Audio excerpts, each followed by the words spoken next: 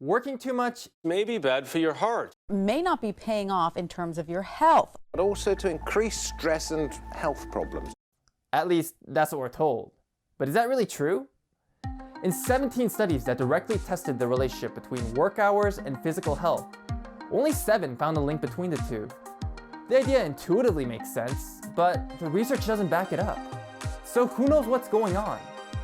So my name is Lieke ten Bromhuis. I work for SFU. I work for the BD School of Business. So partially my interest in this topic of working excessively has to do with my background. I'm originally from the Netherlands, and although the Dutch are known for being hard workers, they don't overwork that easily. They just work from 9 to 5, go home and spend time with their family or on their bikes. And then I came to the US, and that was a totally different story because people just took pride in the fact that they were still at work at 9 p.m. on a Friday night. And that intense work culture that Lieke saw in the US got her thinking, what if there's something else to overworking beyond just how long you work? And maybe that something else could be the missing piece in the research. So previous studies have mainly looked at the effect of work hours on health. And we were thinking there is more to working to excess than just putting in a lot of hours. There is also how you experience your work and how you're engaged in your work. So we differentiated between a cognitive component, which is the inner obsessive drive that people have to work hard, and a more behavioral component, which is simply putting in the work hours. So if overworking could be explained both in terms of how much we work, as well as how much we obsess over work, being a workaholic in other words, maybe that'll finally explain whether or not working too much is bad for our health. Lieke and her colleagues decided to test this idea by studying workers at a consulting firm. They published their findings in their 2017 paper, Beyond 9 to 5, Is Working to Excess Bad for Health? So what did they find? Yeah, we were surprised. The first time I ran that model and I got the results, I'm like, there's something wrong here. Because what happened is that work hours were not related to any of the health measures that we had in there. It was solely the workaholism that was driving these health impairment effects.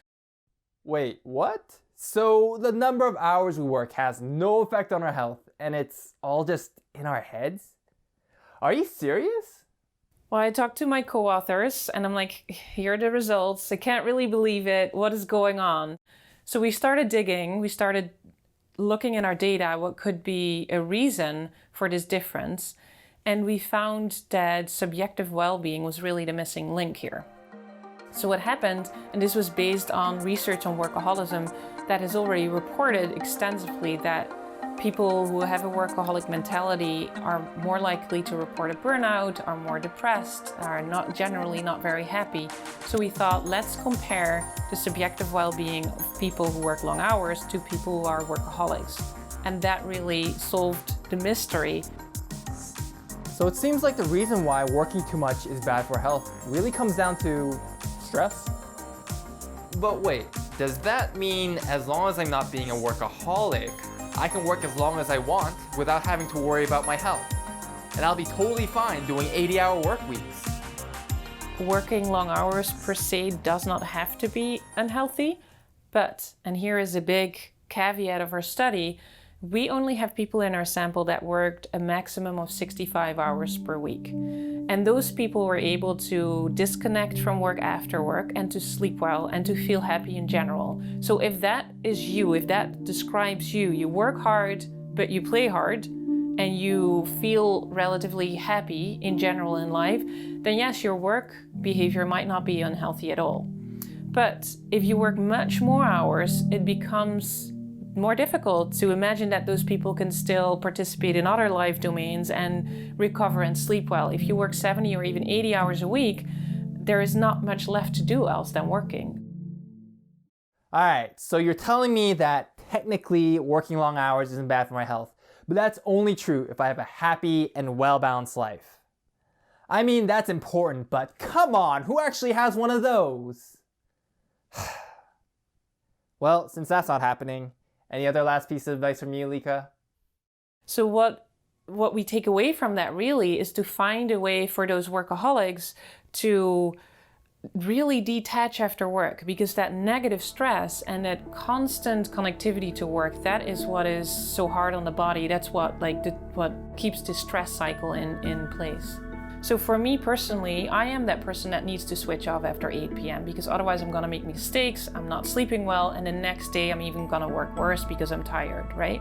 So I try to make relatively clear rules. After 8 p.m, no work, I'm doing something else.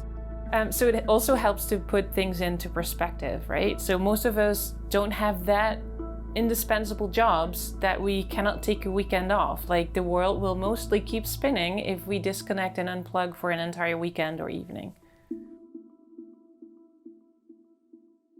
Hey, thanks for watching this episode of Work Forward. Make sure you like, subscribe, and share this video if you enjoyed it. And special thanks to Lieke ten Brumel. So my name is Lieke ten Brummelhuis. Yeah, that's the one.